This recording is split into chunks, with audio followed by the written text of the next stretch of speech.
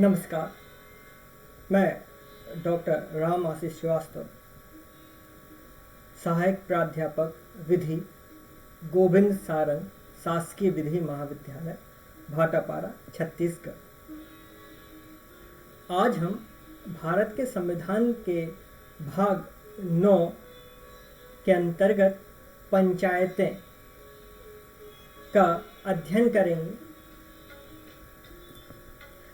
जिसके अंतर्गत अनुच्छेद 243 ए से 243 ओ तक भारत के संविधान के इस भाग में जोड़ा गया है।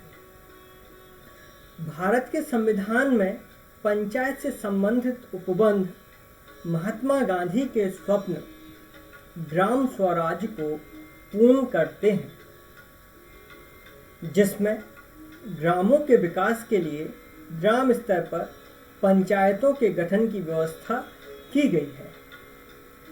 भारत के संविधान के अनुच्छेद 40 के अंतर्गत राज्य का कर्तव्य बना दिया गया है कि वह ग्राम पंचायतों का गठन करे, जिससे कि वे स्वायत्त शासन की इकाई के रूप में कार्य कर सकें।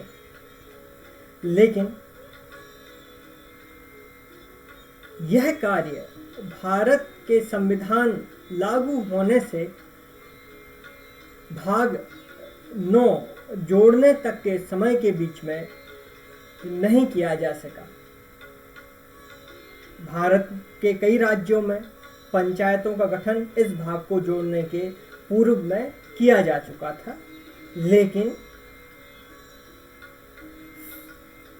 कई राज्यों में इसके संबंध में विधियों का निर्माण नहीं किया गया था, या फिर एक रूपता नहीं रखी गई थी, या फिर इनमें कई प्रकार की कमी थी, जो इसको ग्राम स्तर पर पूर्ण रूप से फलीभूत नहीं कर पा रहे थे। जिस कारण से 73वें संविधान संशोधन अधिनियम 1992 द्वारा पंचायती राज संस्थाओं के संबंध में संपूर्ण देश में एक रूप कानून व्यवस्था की गई। यह संशोधन अधिनियम 25 अप्रैल 1993 से संपूर्ण देश में लागू किया गया। इस संशोधन द्वारा संविधान में पंचायत से संबंधित एक नया अध्याय भारत के संविधान के भाग 9 में जोड़ दिया गया, जिसमें अनुच्छेद 243 से 243 ओ समाहित है। साथ ही भारत के संविधान में 11वीं अनुसूची जोड़ दी गई, जिसमें उन विषयों का उल्लेख किया गया है जो पंचायत के कार्य क्षेत्र में आते हैं। भारत के संविधान के अंतर्गत भाग 9 में कुछ शब्दों को परिभाषित और स्पष्ट किया गया है, जो कि जिनमें से जो महत्वपूर्ण है उनकी हम यहाँ पर चर्चा करेंगे, जिनमें है ग्राम सभा। ग्राम सभा से तात्पर्य ग्राम स्तर पर पंचायत के क्षेत्र के भीतर समाविष्ट किसी ग्राम संबंधित निर्वाचन नामावली में रजिस्ट्रीकृत व्यक्तियों से मिलकर बना निकाय अभिप्रेत होता है। ऐसा भारत के संविधान के अनुच्छेद 243 बी में दिया हुआ है। अगला है मध्यवर्ती स्तर। तो मध्यवर्ती स्तर से तात्पर्य है ग्राम और जिला स्तरों के बीच का ऐसा स्तर अभिप्रेत है जिसे किसी राज्य के राज्यपाल इस भाग के प्रयोजन के लिए लोक अधिसूचना द्वारा मध्यवर्ती स्तर के रूप में विनिर्दिष्ट करें। ये परिभाषा है आर्टिकल 243 सी के अंतर्गत। अगला शब्द है पंचायत। पंचायत से ग्रामीण क्षेत्र के लिए अनुच्छेद 243 के अधीन गठित स्वायत्त शासन की कोई संस्था, चाहे वह किसी भी नाम से हो, ज्ञात हो, अभिप्रेत है। ऐसा अनुच्छेद 243 में दिया हुआ है। ग्राम से राज्यपाल द्वारा इस भाग के प्रयोजनों के लिए लोक अधिसूचना द्वारा ग्राम के रूप में विनिर्दिष्ट ग्राम अभिप्रेत है और इसके अंतर्गत इस प्रकार विनिर्दिष्ट ग्राम का समूह भी है। ऐसा आर्टिकल 243 में बतलाया गया है। इसके बाद परिभाषित है ग्राम सभा। ग्राम सभा ग्राम स्तर पर ऐसी शक्तियों का प्रयोग और कृत्यों का पालन कर सकेगी जो किसी राज्य विधानमंडल द्वारा उपबंधित किए जाएं। ऐसा आर्टिकल 243 के अंतर्गत उपबंधित है। अब भारत के संविधान के अंतर्गत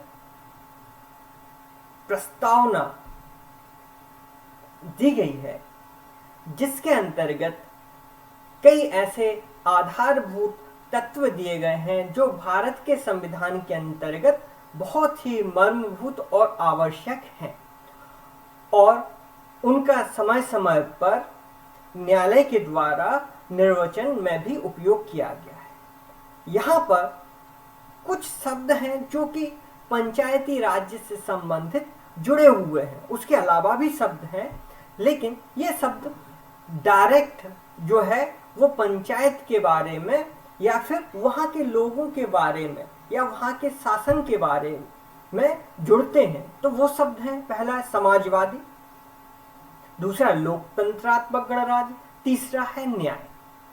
समाजवादी शब्द जो है वो ग्रामीण लोगों के लिए उस आर्थिक स्थिति तक पहुंचाना है या फिर जो एसेट्स हैं सारे के सारे ग्राम के, वो एक साथ सभी लोगों में वितरित हों, किसी एक हाथ में सीमित या फिर संकुचित ना रह जाएं।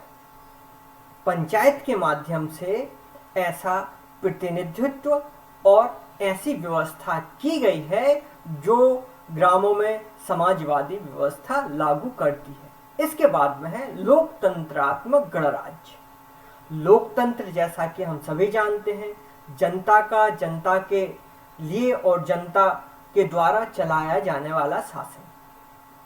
तो यहाँ पर ग्रामीण स्तर पर भी लोकल सेल्फ गवर्नमेंट, स्थानीय प्रशासन के अंतर्गत पंचायतों के गठन की बात कही गई है। पंचायत का जो प्रमुख होंगे वो उन्हीं में से, ग्रामीण लोगों में से, ग्रामीण अंचल के लोगों में से, उन्हीं के बीच से, उन्हीं के लोगों के द्वारा चुने जाएंगे और उनका प्रतिनिधित्व करेंगे। और गणराज्य जो शब्द है, जो कोई भी पद जो है वो वंशानुगत नहीं होगा। गणराज्य शब्द का ये अर्थ विधि के अंतर्गत दिया जाता है। तो पंचायतों में भी किसी भी व्यक्तिगत आधार पर हो, जातिगत आधार पर हो या फिर किसी रिलीजियस आधार पर हो, कोई पद नहीं होगा। जो प्रमुख होगा वो जनता के द्वारा चुना हुआ व्यक्ति होगा। भारत के संविधान की प्रस्तावना के अंतर्गत न्याय शब्द को भी दिया गया है, जिसके अंतर्गत सामाजिक न्याय, आर्थिक न्याय और राजनीतिक न्याय की बात कही गई है। पंचायत के माध्यम से इन तीनों न्याय के लिए स्थापित करने का प्रयत्न किया जाएगा और गांवों के लिए, चाहे वो सामाजिक रूप से हो, चाहे आर्थिक रूप से हो, चाहे राजनीतिक रूप से, सुदृढ़ बनाने का प्रयत्न किया जाएगा और ये न्याय इनको प्रदत्त की जाएगी।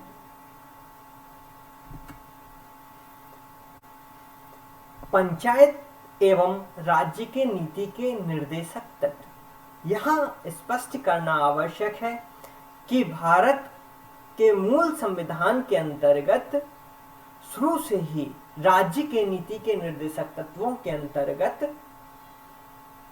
पंचायत, ग्राम पंचायत के गठन की बात की गई है, किंतु यहाँ कुछ कारणोंवश संपूर्ण भारत में समान रूप से पंचायत का गठन नहीं किया जा सका था, जिस कारण से भारत के संविधान में भाग 9 जोड़ना पड़ा, जिसका कारण सारे के सारे जो उपबंध हैं उनमें एकरूपता लाना रहा है और राष्ट्रीय स्तर पर एक विधि को लागू करना।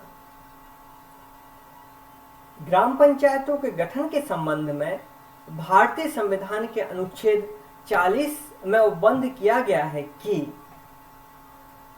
राज्य ग्राम पंचायतों का गठन करने के लिए कदम उठाएगा और उनको ऐसी शक्तियां और प्राधिकार प्रदान करेगा जो उन्हें स्वायत्त शासन की इकाई के रूप में कार्य करने के योग्य बनाने के लिए आवश्यक हो। भारत के संविधान का अनुच्छेद 40 के अनुसार राज्य की यह जिम्मेदारी बना दी गई है कि ग्राम पंचायतों की स्थापना की जाए। इस प्रावधान के अंतर्गत भारत के विभिन्न राज्यों में ग्राम पंचायतों की स्थापना की गई है।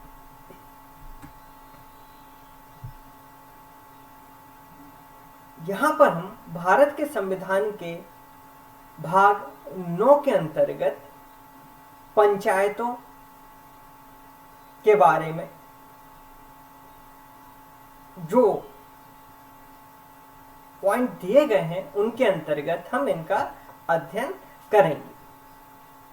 सबसे पहले इसमें पंचायतों का गठन जो कि अनुच्छेद 243 बी के अंतर्गत दिया गया है। उसके पश्चात पंचायतों की संरचना जो कि अनुच्छेद 243 सी के अंतर्गत दिया गया है। फिर स्थानों का आरक्षण अनुच्छेद 243 डी के अंतर्गत बतलाया गया है। पंचायतों की अवधि जो कि अनुच्छेद 243 ई में बतलाया गया है। इसके पश्चात सदस्यता के लिए निर्भरताएं जो कि अनुच्छेद 243 एफ में बतलाई गई हैं। इसके पश्चात पंचायतों की शक्तियां और प्राधिकार, पंचायतों की शक्तियां और प्राधिकार जो कि अनुच्छेद 243 जी के अंतर्गत बतलाए गए। इसी के साथ ही ग्राम पंचायतों द्वारा कर आरोपित करने की शक्तियां और उनकी निधियां जो कि अनुच्छेद 243 एच के अंतर्गत बतलाया गया है। इसके पश्चात वित्तीय स्थिति के पुनर्वलोकन के लिए वित्त आयोग का गठन जो कि 243 आई के अंतर्गत बतलाया गया है। इसके पश्चात पंचायतों के लेखाओं की संपरीक्षा जो कि अनुच्छेद 243 जे के अंतर्गत बतलाया गया है। फिर पंचायतों के लिए निर्वाचन जो कि अनुच्छेद 243 के अंतर्गत बतलाया गया है। फिर इसके बाद में संघ राज्य क्षेत्रों को लागू होना जो कि अनुच्छेद 243 एल के अंतर्गत बतलाया गया है। भारत के संविधान की अनुसूची 11 के अंतर्गत उन विषयों का वर्णन किया गया है जिनके अंतर्गत पंचायतें कानून बनाकर उपबंध कर सकती हैं।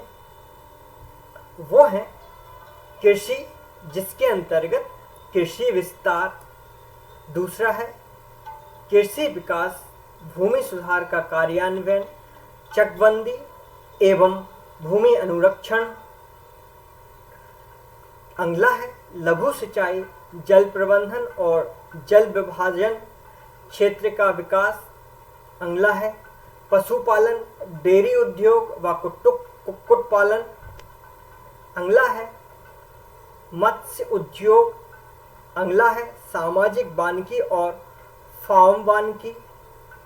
अगला है लघु वनोपज।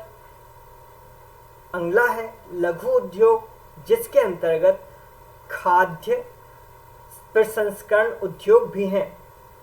अगला है खादी और कुटीर उद्योग। इसके बाद दिया हुआ है ग्रामीण आवासन। उसके बाद दिया हुआ है पेयजल। अगला है ईंधन और चारा। अगला है सड़कें, पुलिया, पुल, डेयरी, जलमार्ग और संचार के अन्य साधन। अगला है ग्रामीण विद्युतीकरण, जिसके अंतर्गत विद्युत का वितरण भी है। अगला है गैर पारंपरिक ऊर्जा स्रोत। अगला है गरीबी उन्मूलन कार्यक्रम। उसके बाद दिया हुआ है शिक्षा, जिसके अंतर्गत प्राथमिक और माध्यमिक विद्यालय भी हैं। उसके बाद बताया हुआ है तकनीकी प्रशिक्षण और व्यवसाय शिक्षा। अगला दिया हुआ है प्रौढ़ और अनौपचारिक शिक्षा। अगला है पुस्तकालय। इसके बाद सांस्कृतिक क्रियाकलाप। अगला बाजार और मेले। अगला स्वास्थ्य और स्वच्छता, जिसके अंतर्गत अस्पताल, प्राथमिक स्वास्थ्य केंद्र और औषधालय हैं। अगला है पारिवारिक कल्याण। अगला है महिला और बाल विकास। इसके बाद दिया हुआ है समाज कल्याण, जिसके अंतर्गत विकलांगों और मानसिक रूप से मंद व्यक्तियों का कल्याण इसके अंतर्गत आता है।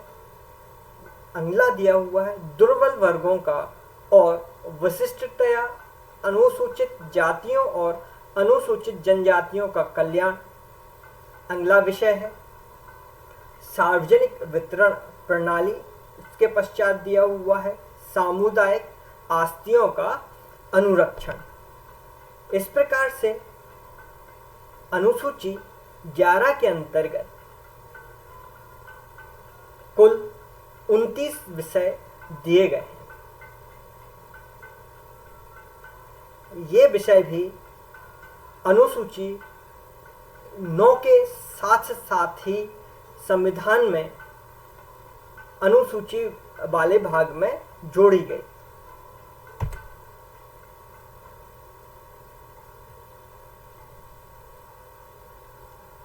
यहाँ पर हम बात करेंगे भारत में स्थानीय प्रशासन 1993 तक राज्यों के विवेक पर निर्भर था। अर्थात जैसा कि मैंने आपको बताया था, आर्टिकल 40 के अंतर्गत राज्य के, जो कि राज्य के नीति के निर्देशक तत्वों के अंतर्गत आता था, और राज्य वहां पर विधि निर्माण करने के लिए बाध्य नहीं थे कि वो पंचायतों या ग्राम पंचायतों, जिला पंचायत या जनपद पंचायत के संबंध में कानून बनाए, जिस कारण से उसे अपने अधिकार से अस्तित्व में बने रहने का अधिकार नहीं था।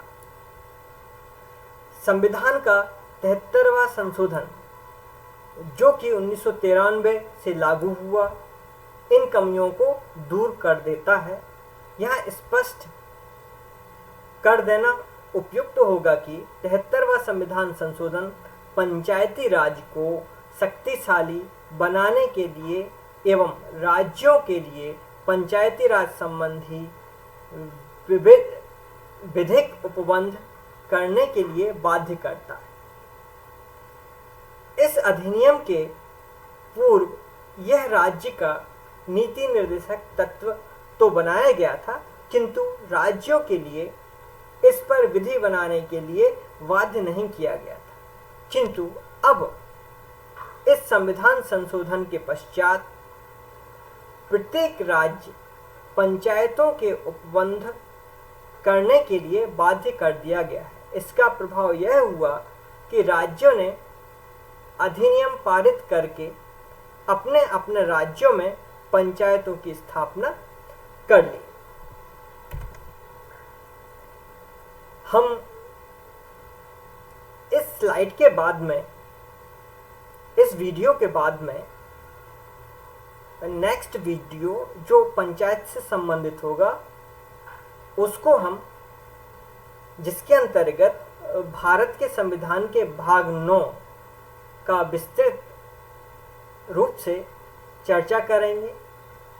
ये प्रथम वीडियो है। इसके बाद में हम द्वितीय वीडियो के अंतर्गत चर्चा करेंगे पंचायत राज के भाग 9, भारत के संविधान के भाग 9 के अंतर्गत। धन्यवाद।